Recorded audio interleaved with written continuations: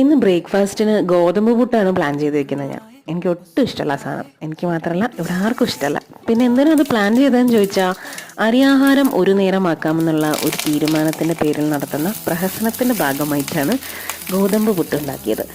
പുട്ട് ഞാൻ ഓൾറെഡി റെഡിയാക്കി, പക്ഷെ അതിന് കോമ്പിനേഷന് പറ്റിയ ഐറ്റംസ് ഒന്നും സ്റ്റോക്കില്ല. അപ്പോൾ എന്ത് ചെയ്യുമെന്ന് ആലോചിച്ചുകൊണ്ടിരിക്കുമ്പോൾ മിതുവാണ് പറഞ്ഞത് നീ അത് ഉപ്പുമാവാക്കി മാറ്റുമെന്ന്.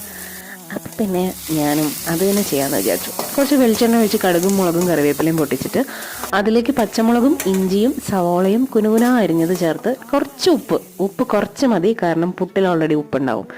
ഇത് ഇട്ടിളക്കിയിട്ട് ഇതിലേക്ക് നമ്മൾ ഓൾറെഡി ഉണ്ടാക്കി വെച്ച പുട്ടും ചേർത്ത് മിക്സ് ചെയ്യുക. അപ്പോൾ പുട്ട് ഉപ്പുമാവ് റെഡി. ഇതിപ്പോൾ ആർക്കും അറിയാത്ത കാര്യമൊന്നുമല്ല, എന്നാലും ഞാൻ പറഞ്ഞു എന്നേ ഉള്ളൂ.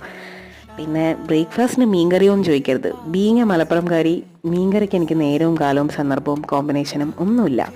മുട്ടയിൽ കൂടോത്രം ചെയ്ത തൃശ്ശൂർകാരനതാ ബുൾസയും കൂട്ടി പുട്ടുപ്പുമാവ് കഴിക്കുന്നു. ശുഭം.